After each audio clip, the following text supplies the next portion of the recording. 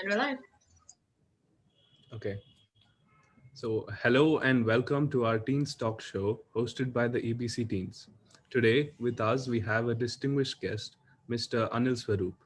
And before we start, I would like to wish everybody a very happy Diwali and also all the children watching a very happy Children's Day.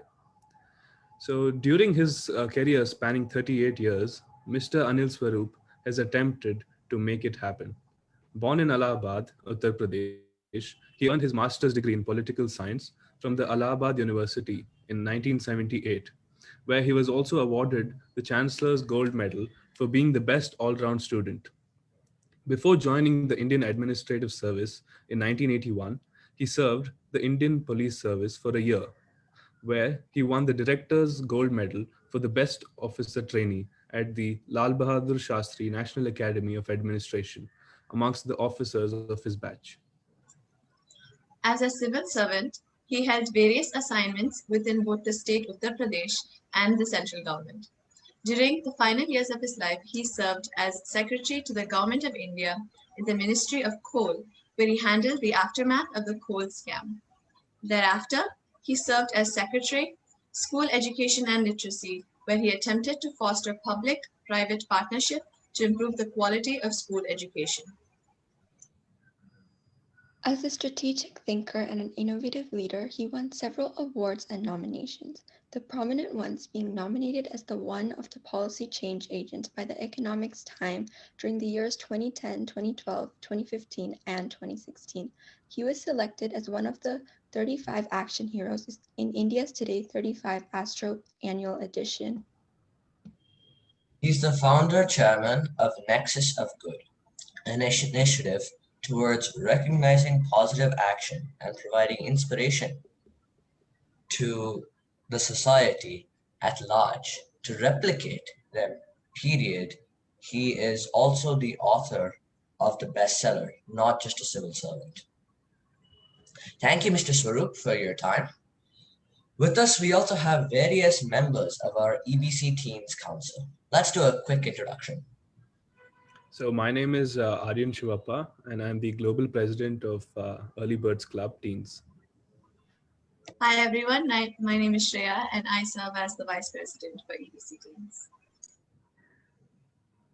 Hi everyone, my name is Sharvi and I serve as the Global Ambassador for EBCT. Hi everyone, my name is Shrikar and I also serve as the Global Ambassador for EBC Teens.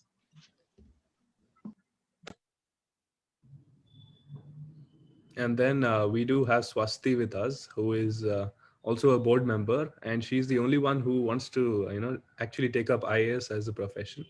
So this meeting is really important for her. So we have a couple of questions, sir. So firstly, can you briefly tell us about your youth and when you got inspired to become an IAS officer? How was your childhood and teenage years? Good afternoon, everyone. What a pleasure it is to be amidst you all. My apologies for coming a bit late to this program because I had some personal engagement. It's Diwali. Happy Diwali to all of you. Some family members had come over, so I got engaged with them. The decision of my getting into the IAS was not taken by me. If you had the occasion to read my book, it was my dad who decided that I should become an IAS officer. Even before I had gained real consciousness in the sense that I was aware of the world around me. I saw it in a piece of paper when I was about 12 years of age. That is when I discovered that my dad had decided that I should become an IAS officer. It was his dream that I should become an IAS officer. I made it into my own dream thereafter. In all my actions, activities, everything was focused to becoming an IAS officer. Anything that I did, the manner in which I studied, the manner in which I improved my communication skills, my general awareness, all were tuned towards becoming an IAS officer. So my planning for my becoming IAS officer became much earlier. So whoever I have to advise and his Swara is planning to get into the IAS, start now. There's no tomorrow in it. Get moving because the competition has increased. So that's how I looked at it. I wanted to become an IAS officer. In the first year, I didn't qualify. In fact, I qualified for the police service. I was fairly okay with it. My father was pretty distraught. I sat down and started working again. And by God's grace, second year, I made it to the IAS. Wow, that's wonderful. So now we have people joining from various countries, so they wouldn't know what an IAS officer is. So to our young minds, can you please explain what the role and responsibilities of an IAS officer is? IS officers are the top level bureaucracy in the country, selected through a very rigorous selection process. They man all senior posts in civil service in India. Uh, the district administration, to begin with, is managed by an IS officer. And then in the secretariat, where the government decisions are made, they work as joint secretary, special secretary, and secretaries to the respective governments, where they advise the political masters and they help them formulate policies, help them execute policies, and they also head various departments. So the IS, unlike elsewhere in the world, are the officers who man variety of jobs during the career, impacting the lives of men and women in the country. So you mentioned how your father wanted you to be an IAS officer, but for somebody when should they decide that this is something that they want to do? Most of the children, they decide when they are about to do their graduation. Around that time, they take a call on what they want to do. Um, Many people join engineering services and they join engineering for the purpose of becoming an engineer, but they have the intentions of getting into the civil service. So it's around that time when you do your class 12, when you pass out from there, that you start thinking in terms of your profession. Before that, you're more engaged. It's more of childhood before that. And then when you start looking into the future, my understanding is around that time, everyone starts deciding about what they want to do in future, whether they want to become a doctor or an engineer or some other professional, or they want to get into the civil service. So it's around that time that they take a call, most of the children. So, as with your time as an IAS officer, what goals have you accomplished in life, and how can we do the same? The IAS officer interfaces and interacts with a large number of people. In my first book, Not Just a Civil Servant, in the last chapter, I write that if I were to be born again, I'd like to be an IAS officer. For the simple reason, the impact that you make on lives of the people, and especially those that are helpless, those that are poor, is, is unparalleled. There's no other job in the world where you can impact as an officer so many people. To give you an example, I ran a scheme called Rashtriya Swasthya Bima Yojana. It was the universal health insurance scheme, which came to be appreciated world over. We were impacting lives of 350 million people. Many countries won't have that population. Directly impacting, because we were running this health insurance scheme for the poorest of the poor in this country, who they could not go to anybody. So this scheme enabled them to walk into any empaneled government or private hospital and get their treatment free of cost, no questions asked. And the settlement was done electronically between the hospital and the insurance company, and the premium was paid by the government. It was undoubtedly the biggest health insurance scheme in the world. So I've just given you one example. There are many such schemes which are formulated by IAS officers, which are implemented by IAS officers. The sense of satisfaction that you can derive out of helping people who have nobody to go to is absolutely amazing. I use the word term kick in my book, Ethical Dilemmas of a Civil Servant, because I remember when I was doing this scheme, Rashtriya Swasthya Bima Yojana, as I said, it came to be recognized world over. So when Obama took over as the president of the US, their team members called me. They wanted a presentation on this health insurance scheme in India. Of course, I told them very bluntly that the contexts are totally different and we are on a different platform altogether. But they did want it. So I traveled to Brookings Institute in Washington. I made a presentation before a team of advisors from Obama administration. There were representatives from Gates Foundation, from Rockefeller Foundation. There were other NGOs also in that presentation. So after I made the presentation, this gentleman from Gates Foundation walked up to me and asked me, Mr. Swarup, you are a civil servant, but you seem to be very passionate about this scheme that you're doing. What is the government giving you beyond the salary that it gives you? It's an interesting question that could be asked of anybody. Why do you do what you do? Why are you having this interaction with me? There must be some reason for doing it. So they asked me that. So my response was by way of question to the gentleman from Gates Foundation. I asked him, Gates Foundation gives millions of dollars to poor countries. What do you get out of it? He said, well, that's a job. And more than that, by helping poor people of the world, we derive a lot of satisfaction. So I told him, you've answered your own question. the scheme that I'm running is meant for the poorest of the poor. Most of them are helpless. Many of them would have died but for the scheme. So the good wishes of those that survived and their families come back to me somehow, anyhow. That's good enough a kick for me to do what I'm doing. So I use this word kick quite often. What gives you a kick? Some of you may listen to wonderful music and then you can get that kick. Some of you can go and help a helpless person and get a kick out of it. It's absolutely personal. What gives you a kick may be different from what gives me a kick. But we all do for getting a kick. Someone requires a tablet for a kick. Someone will require a peg or two or a bottle for a kick. So it's absolutely individual what gives you a kick.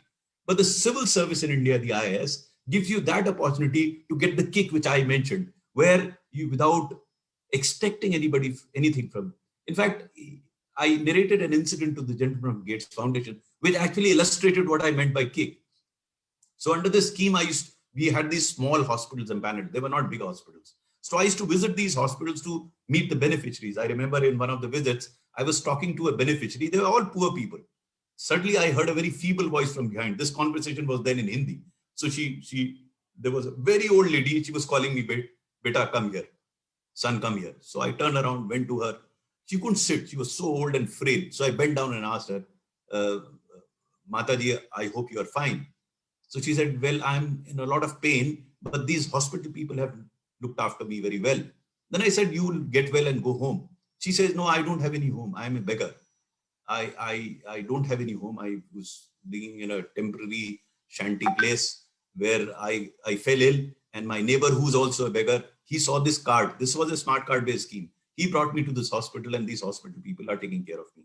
Then again, I said, then no, you'll go back. You'll be okay. She insisted. She said, I'm too old to go back home. I'm old enough now. I'll go to the Almighty. And this carried on for 10 seconds. After that, she made a very remarkable statement. She says, when I go to the Almighty, I'll tell him that your scheme is great. Now, what do you expect from people like these? I was not expecting anything. I still get goosebumps. I call them Bharat Ratnas in my book. These are Bharat Ratnas that you get. That's the kick that you get. That's you do what you do. So the IAS gives you enormous such opportunities to do good to these people. And that's why I've said, though it would be very difficult for me to qualify now that the competition is very enormous now, but if I were to be born again and if I can make it, I'd like to be an IAS officer all over again. That's what the IAS is for you. So I had a slight question to that the points which you just said. So as per my knowledge, I know that an IAS officer is an advisory, post to like say a minister, or is like a secretary to the cabinet minister, right? So you all come up with all these great ideas, and the implementation choice is based on that politician's mind, right? Am I right?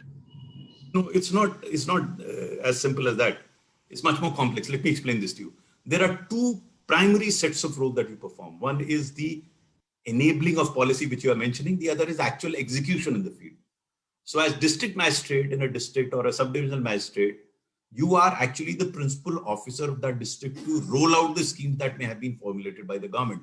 So in the IAS, you have this unique opportunity of being a part of both implementation as well as execution as well as policy formulation. Initially in your career, in the first 10, 15 years of a career, you are actually implementing policies in the field. You are there in the field. You are the chief development officer or the district magistrate or a director of a department. So in that capacity, you are actually implementing the policies of the government.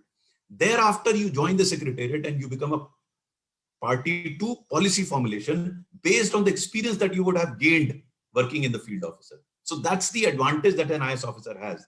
He has a connect with the ground reality. He's not merely an expert sitting, having studied some wonderful things in Harvard University and formulating policies. So when you define or when you design those policies, you're fully conversant and aware of what is the ground reality, and that's how you design the policy.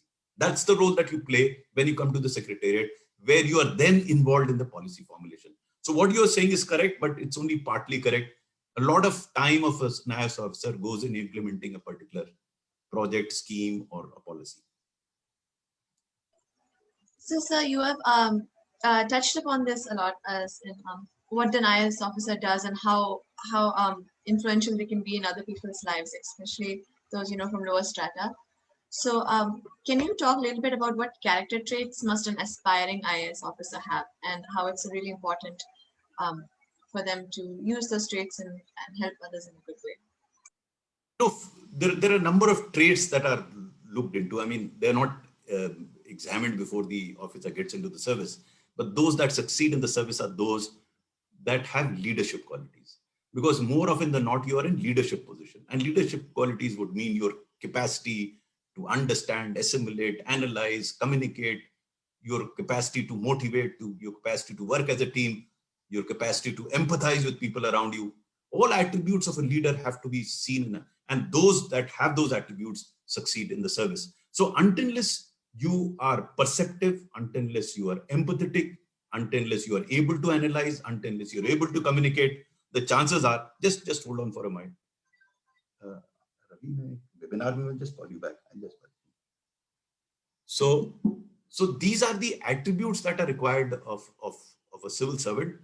The UPSC is one of the finest institutions that selects IAS officer. No one can point a finger or raise any doubt about their capacity. But what I have been advocating is slightly different. Right now, UPSC selects officers who are able to write well in those 3 hours of the examination. I have been of the view that there are many more attributes that are required of an IAS officer.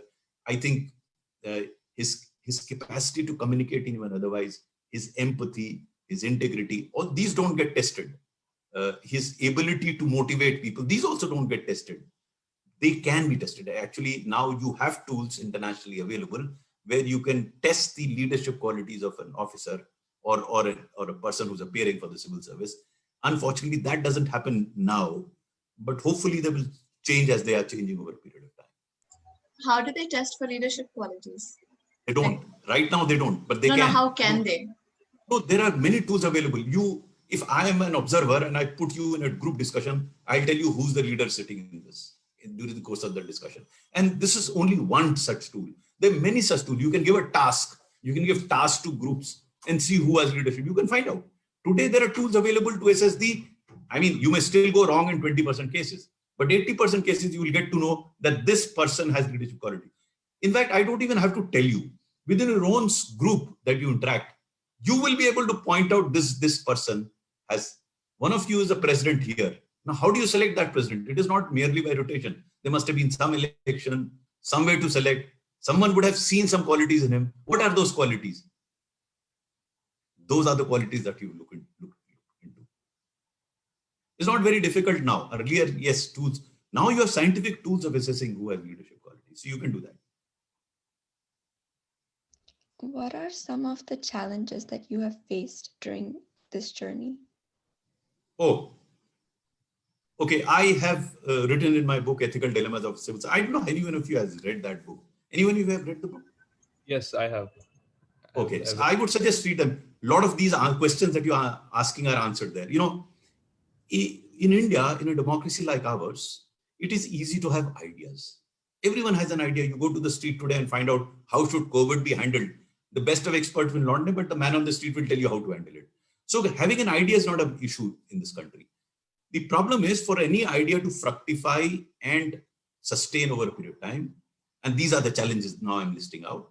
It has to be politically acceptable, socially desirable, technologically feasible, financially viable, administratively doable, and judicially tenable. Handful. Now, these you can also read as challenges. Let us look at one by one. Politically acceptable. Now, you work in a political environment where you have to take the politician along with you. This is a great challenge. Normally, when I did join the service, and I admit in my book that initially I thought all politicians are rascals, ruffians, corrupt. And I soon discovered that's not true. There are as many corrupt politicians as civil servants as a common man. They come from this society, so they reflect this society. And they're good people also. In fact, in my book, I mention a large number of politicians who are absolutely outstanding. They were excellent people. They knew what they were talking about. So you have all types. But you have to, since the ultimate decision maker is the politician, you should be able to package your ideas in a manner that it becomes acceptable to him. So if you read my book, there are a number of instances where I've tried to explain how I try to do it. In majority of the cases, I succeeded in convincing the politicians, but I have mentioned cases where I totally failed. So that's the first challenge. How do you interface with the politician? That probably occupies most of your time as a civil servant. If you're able to manage that, I think by and large you'll succeed. Then of course, I talk about social acceptability. So you have to have the understanding of the consumer, of the ground reality, which I was mentioning earlier, for you to implement anything or even formulate a policy. In a large number of cases in policy formulation, there appears to be a disconnect between what is the ground reality and what the policy is, and that's why the policies flounder. So you have to have that connectivity. Then these days, we talk a lot about technology, whether real technology can be made available to make things happen. So for example, in COVID, people who were not aware of the ground reality were saying, why are you bothered about teachers not coming to the school, children not coming to the school? You do it, why don't you do it through the internet? Why don't you, without realizing, not many people realize that the country is still not covered with the internet. You can't reach out to everyone. So you have to have a different strategy for them. So you must understand the limitations of the technology or the appropriate technology that can be implemented. Then the biggest problem is finance. I call it in UP, Jeb mein nahi patta chal diya Kolkata. You will have to have money to implement an idea. You may have the greatest of ideas. Almost everyone comes up with an idea, do this. I remember when I became Secretary of Education, everyone told me, sir, why don't you set up a smart screen in all the schools of the country? Now, he didn't even realize the number of schools that we have and the money required for it. Do we have that money? So until you have the money, I have given a very crude example, but for any idea to fructify, you have to somehow find money. That's a huge challenge. Then of course, the administrative doability, in the sense that do you have the administrative structure, and are those people sitting there motivated enough to implement it?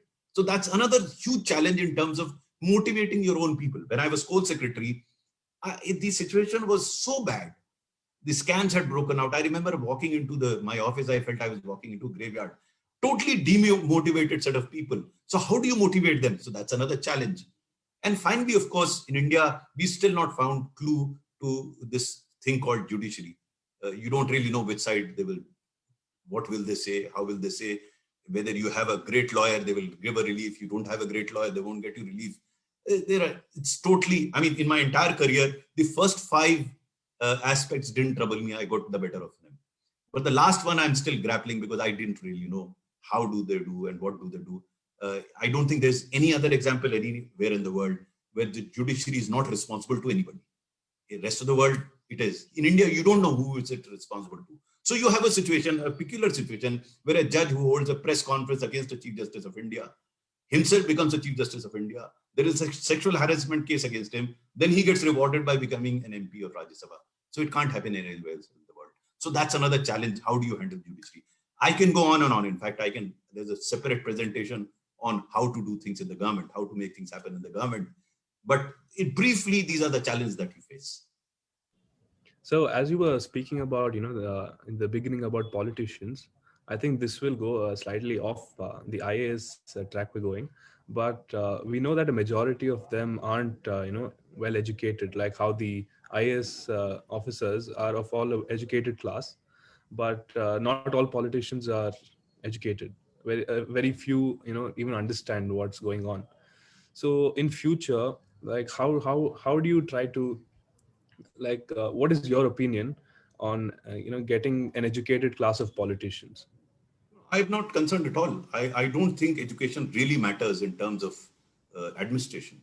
They don't have to become researchers and Harvard graduates to become politicians. No. The politician imparts I said that because in Karnataka, an 8th standard fail is an education minister. Fair enough. I He doesn't know anything about ministry. No, I have researchers who are absolutely corrupt and they know how to corrupt the government. So I don't think education has anything to do with democracy. Most of them are reasonably educated to read and write, which is good enough. What they bring to the table is not their education or their literacy. What they bring to the table is their understanding of the human being. We forget that understanding human being is a different thing altogether. You don't have to be educated. I have come across enormous number of educated people who don't understand people. You have to understand people. So what do they, as far as the educated part, that can be brought through expertise. I have often said, and I stand by it today, that you can outsource expertise, but you can't outsource attitude. What they bring to the table is their understanding of the ground reality, because that's where it works. And that's why this combination of a politician who may or may not be so well educated and an enlightened civil servant is a tremendous combination, because they're not competing with each other. Their domains are different. You bring in a very well educated politician, as it happens with some of the civil servants also, they will start competing with each other. Their domains are different. The politician is working in the domain as far as the people are concerned. What is good for them, how it could be done. The nitty-gritties and details comes through people who so-called educated. So I have no quarrel with politicians not being educated to the level. Of course, he should know, he should be able to read and write, he should be able to understand. That's good enough. But he need not be a research scholar, he need not be a doctor. I don't want to say that all researchers and doctors are bad. No, they can also become politicians. But I don't think education should become a necessary requirement that only graduates should be allowed to become politicians. I wouldn't agree. Going by the quality of education that we have in graduation, it doesn't really make a difference whether you're a graduate or not. So I have heard that a lot of times civil service officers get hate or criticism, or they don't get recognized for the things that they do. So what makes somebody still want to become a part of this field despite my entire book is on this subject. Ethical dilemmas of a civil servant is precisely this. Why should one do what one had to do? And I gave you that example, my own example, that why do you do it? Why do you do anything? You either do it for money or fame or sense of satisfaction. There is some reason, no? So irrespective of the criticism, the kick that you get out of helping people around you is good enough a reason for you to continue to do what you're doing. But as I said, it's a personal choice. It may be that may be my choice, but someone else may be that the amount of power that he enjoys as a civil servant gives him a kick and he continues to do that. They love enjoying that power. The other chap may say, I can make so much money here, I can't make it anywhere, so they're doing it. So each one has a reason. And I'm not saying what is right and wrong. In my book, Ethical Dilemmas, I talk about what I think is right. And I'm not even imposing myself on others. I tell them that I have experienced it myself. This is my experience. There are many others who have had a similar experience, but there are many others who haven't had this experience. They've had a different experience. So it's again a personal choice, or why do you want to do? And each one has a different reason why they're doing what they're doing. But I must suggest that if you haven't already, there are more than 70 incidents that I have given. And I have mentioned about 50 officers through these incidents on what impacts his motivation to do what he is doing. So on the topic of challenges, which we just touched upon, as we know, many public figures, actually all public figures, no matter how good they are, they will get some amount of hate, criticism, violence from people who who are like extremists against their ideas. So do you get negative comments or hates like on social media? Because that's a huge producer of hate, because it spreads news so fast. Do you get negative comments or hate? And if so, yes. How do you deal with it? And how should we deal with hate? Now, let me explain this to you. I have always been of the view, whatever you can do, you do it to yourself. You can't do it to others. We somehow in the service feel that we'll do this to him. No. Whatever you can do is to yourself. The only control that you have is over yourself. Now, it depends on me how I perceive a comment that comes to me. One person will see it and start reacting because he gets very angry at the response or the criticism that he faces. The other person would look at it positively and see, is there anything in it for me? In the sense that, is there any factually correct statement that is being made? Or can I introspect and see, have I to improve in a particular area? Should I look at criticism as a feedback or a pure criticism? That is totally subjective to me. So to youngsters, I tell them, if you stop by, Winston Churchill said it, if you stop by and start arguing with every dog that barks at you, you'll never reach your destination. But then if that barking has a message, you should try and absorb that message and improve. How else do you improve? Because I don't think many people are going to criticize you on your face, because we live in a very farcical world where whoever comes to meet you will never criticize you. They will always say, that you are the best man around, you have great habits. How do you get that feedback? Through such people. And people hate Twitter. I love Twitter because when they hate me, when people on Twitter hate me, fair enough, I absorb it. Because you can't make me angry unless I want to become angry. You can't make me upset until I want to become upset. You can't make me envious until I become envious. So it depends on me. You do what you have to say. I will pick up the best nuggets of your criticism and try and improve my own personality. So you have to evolve as an individual and pick up and interpret the feedback that comes to you that becomes beneficial to you. Now, the person who's talking to you may be extremely critical of you, but that's his problem. The moment you start responding or reacting to it, it becomes your problem. Why should you make it your problem? It's difficult, but it can be done. Because the first response is I did that. I used to respond immediately. It doesn't work. You have to absorb it, understand it, reflect upon it, and then respond. And ultimate bottom line of all engagement is what it does to you, not to him. Because you are the subject of consideration. He's not the subject of consideration. He said what he said. So it depends on how you take criticism, in what spirit you take criticism. And mind you, it's totally dependent on you, not dependent on him. He said what he said.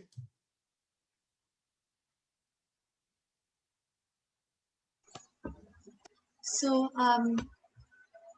you talked about character traits. You've talked about education.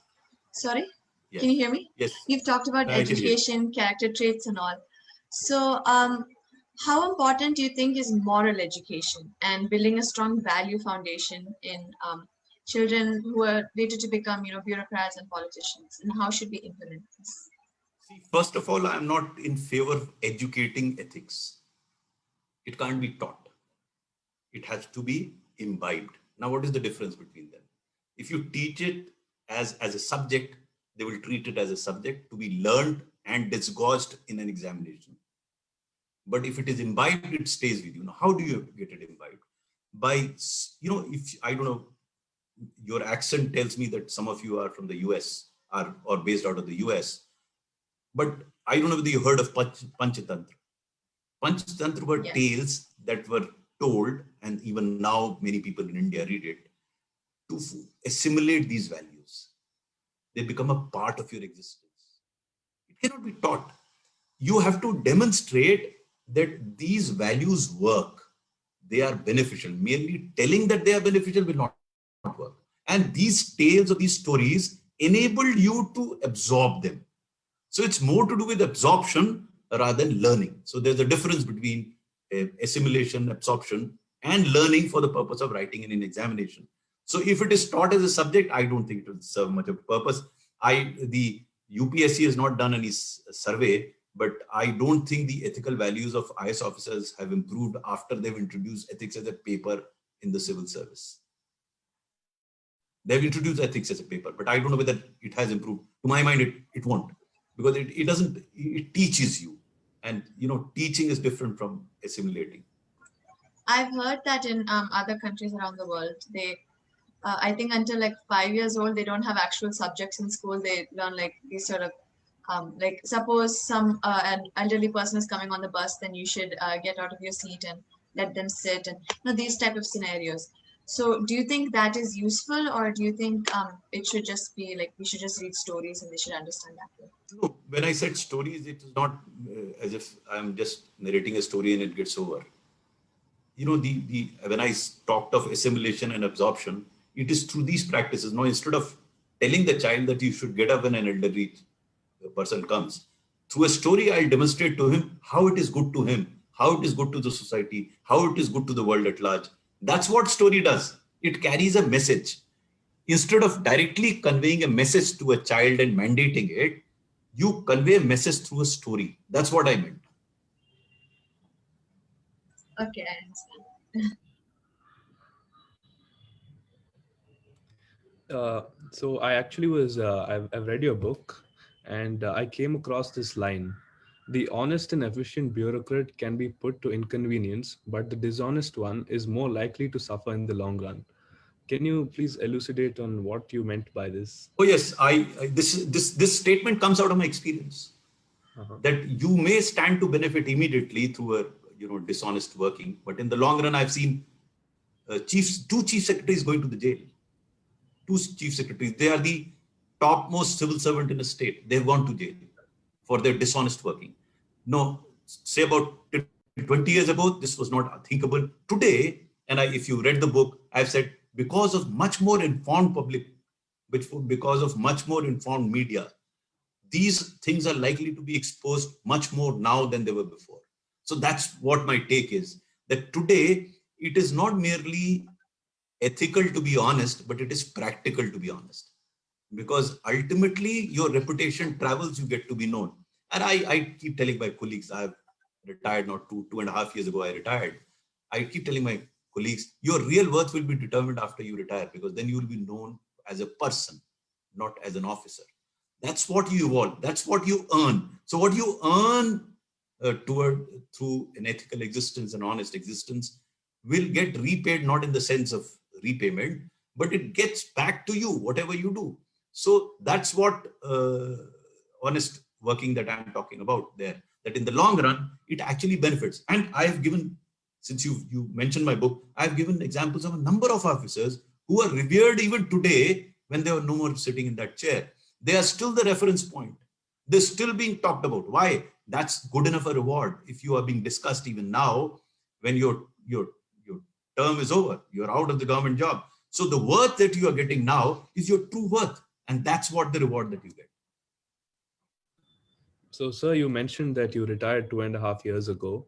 So, after retirement, what is your lifestyle like right now? Like, how do you spend your time and what do you do? Oh, I'm busier than what I was when I was Secretary Government of India. So I write about 3 columns every week to different publications. So that keeps me a bit busy. Second, I'm an advisor on boards of a few companies where I advise them. Third, there are almost 2 to 3 webinars every day that keep me busy. Then I'm very fond of reading. I read about 100 books a year, so some time goes in reading. So I read, write, and speak. I do the easier job now. Walking was difficult when I was in the service. Now I only do talking, but that consumes a lot of my time.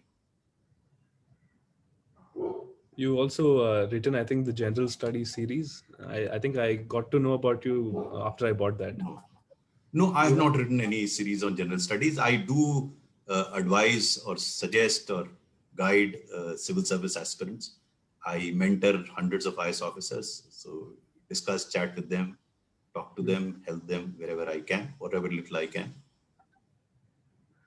Okay, so I think our set of questions are done.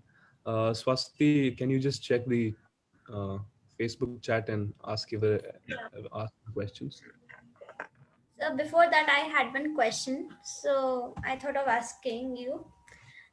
In one of the questions, you said that education should become necessary for becoming a politician. So, sir, why is education necessary for UPSC? Because you have to examine files, read files, understand them, draw conclusions, devise policies. You require that. Just an overview will not help. For a politician, he can get away with an overview, but for a civil servant, you have to examine the details of everything. And for that, you have to be educated. If you're not perceptive, educative, if you are not able to analyze issues logically and otherwise, you will not be able to do your job. Politician has to have an overview. So in that sense, he can get away with not being as conversant with the education, and he need not be as educated, but a civil servant has to be. Okay, sir. Thank you, sir. I had one question. So you mentioned how you believe that moral education shouldn't be there. It should be instead that you show the children like how good actions benefit them, society, the people they're doing the actions to.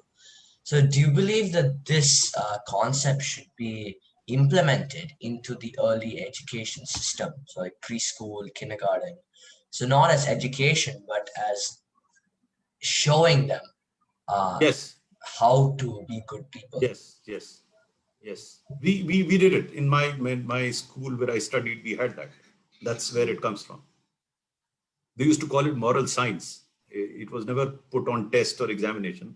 We did this. We had I still remember we had books of moral science where the approach was different. It was not like teaching a subject. But yes, it was used in conversations and through various methodologies they were put across to the child. Thank you, sir. So, sir, a few questions in the chat were, what are the benefits of being in the civil service? Benefits, a person has to decide for himself what he is looking at. I can't decide for him. The way I benefited, I explained to you. I benefited by a great sense of satisfaction in terms of being able to reach out to the poorest of the poor, in being able to bring about change somewhere in some places. That is what I was looking at. And somebody may be, as I said, maybe looking at the money or the power.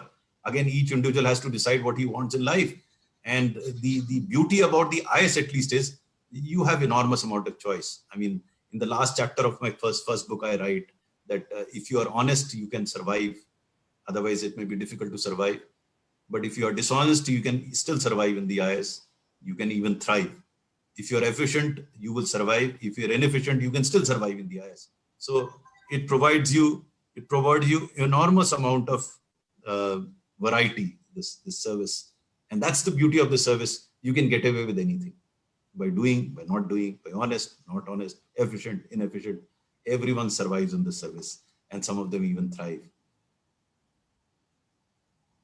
Wow, that's beautiful. The second question was, what was the coal scam and how do you handle the aftermath? Okay, so this would require a longer session, about half an hour, but I'll try and put it down. And as I said, if you read my book, there are 3-4 chapters on this subject. But briefly speaking, what had happened was that on account of shortage of coal in the country, the government has allocated coal mines for mining, and the process that was followed was not a transparent one. And the Supreme Court cancelled all these mines. In briefly, this was the coal scam. Scam in the sense that the value of the coal that could have been mined from the mines would have been much more than the value that the government got out of it. So this was basically a scam. Of course, I'm not going to details because I'm critical of what the CAG came out with.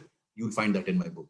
Now, what I did was, we worked out a very transparent technology-based auction process, and no one pointed a finger towards it. And we auctioned coal mines, absolutely clear, transparent, no problems. In fact, this process was set in 2015, and in 2020, the same process is being used for commercial mining. So it stood the test of time, and we did that. But more importantly, what we did was, we looked at the cause of these scams, and these scams were not a problem. Scams were an outcome of the shortage of coal in the country. Now you can imagine, if there was no shortage of country, there will be no one rushing for coal blocks. Coal would be easily available. So we worked towards that. And in the 2 years that I was there, from acute scarcity of coal, we came to a situation where we were toying with the idea of exporting coal to Bangladesh. Again, it is a long story on how this coal production, which was so acutely short, increased to the levels that we are talking in terms of exporting coal to Bangladesh. For that, you'll have to read the book. So, sir, when you're talking about transparency and all of that, technology obviously has a big role to play in the future of how we sort of organize and keep track of records and all of that. So do you think that we should be more careful and more transparent in the way that we sort of communicate to the public, politicians overall? Or do you think that there should be a certain level of, I don't want to say secrecy, but it should be hidden? I again wish you had read my book. Your question would have been much more informed. I'll tell you why. Because the entire book is talking about the possibility and the necessity of use of technology to bring about transparency. We all talk about corruption in the country, and we only keep talking about it. We catch hold of some people fly over to London and spend a great time. If we were to use technology appropriately and bring in transparency, we can actually handle corruption substantially. And I, in fact, in my career demonstrated it. When I was head of a project monitoring group as Additional Secretary Government of India, I was tasked to fast track projects, each one of them with an investment of more than 1,000 crores of rupees. Such huge investments. And they were stuck because scams had happened and civil servants were not taking decisions. They were apprehensive that their decisions will be called to question. So we used technology to set up a portal and made it a totally transparent system. My office, after that and in that assignment, did not have a paper or a file. Everything was on the web. And we put in place a system wherein any industry had a problem, they could put it on that portal, and the problem went directly to a designated joint secretary of the concerned ministry who was sitting on the file. He was mandated to put the comment on the portal, and through a tripartite discussion, we took decisions. In that short period of 15 months during UPA 2, we cleared proposals for more than 5 lakh crores of rupees, and not a finger was pointed. So I give this as an example of how technology and transparency can help you do things. Similarly, in coal sector, in coal, again, we dispensed with all the files. The entire coal block auctions was done through the web, and everyone knew what was happening. So it was totally transparent. So my contention has been, and through the book, and I have given many examples in Ethical Dilemmas of a Civil Servant, starting from 1990s, where mere use of a photocopying machine in a revenue record room brought down corruption to phenomenal levels. So I am convinced that technology is the way forward to bring down corruption. Rest, of course, is for paper headlines. So-and-so caught at the airport, so-and-so is in London fighting a case. And all this can actually be avoided if you use technology, because technology and transparency will throw open everything. Once you open it up, then mistakes or deliberate otherwise can be caught.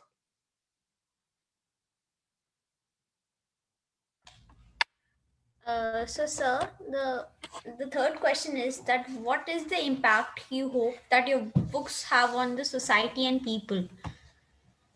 I have not, I can't say what hope I have. What I do believe that anyone who reads the book will get a better understanding of how bureaucracy functions in the government in India, and how, the people ask me, why did you write the second book? It's similar to the first one. And the reason was very simple. I see a lot of cynicism amongst even civil servants as they climb up the ladder. They keep blaming their environment and politicians for the mess that is. And my book says that irrespective of the politicians and the environment, if a civil servant so desires, so commits himself, he can perform, because there's so many examples of performance. So the book is about optimism. Book is about positive energy. Book is about enabling a civil servant to do things which he wants to do if he really wants to do them. But he has to have that commitment, that desire, that capability. He has to develop those capabilities. And today he can do it because I say, it's not because I say that it should be done, because it has been done. The logic is very simple. It can be done because it has been done. It's a question of where we are looking at. If you're looking at only failures, and to your youngsters, I can say that you have a choice. You can look at failures and feel bad about it and feel cynical about it. You can look at success stories. The book is about success. Book is about problems, talking about challenges, but despite these problems and challenges, you can succeed. That's what the book is all about. And the hope is that people who read it feel inspired, feel that good things can happen because they have happened, feel that despite all the problems, there are civil servants who have done things. The last question is that how can we encourage more women to take up the civil services? I think number of women is going up quite substantially. As I said, I keep going to the academy to talk to the civil servants, and I find the number growing.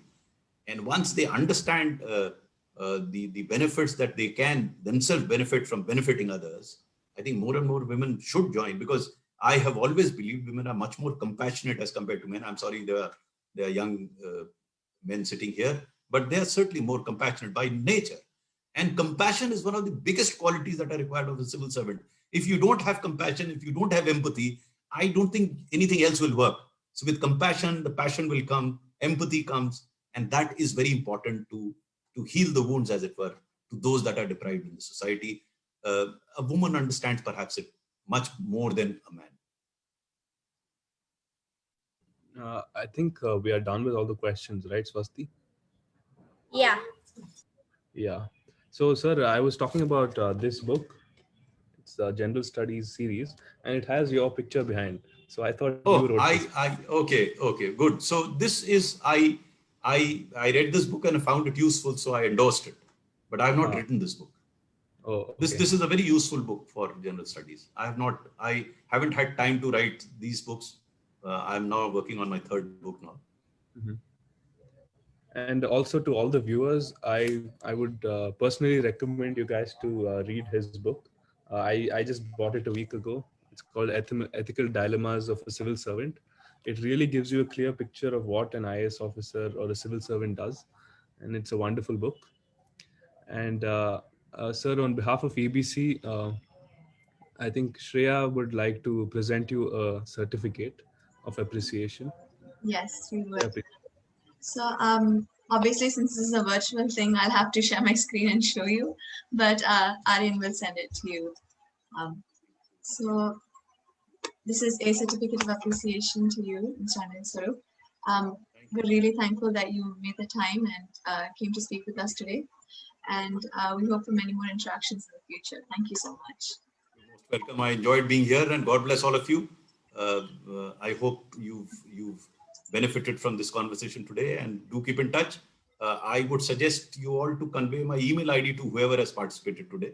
Yes. You can come back to me on email. I try and Sure. respond to those emails as well. Thank And you. God bless you. Take care. thank you. Thank you, sir.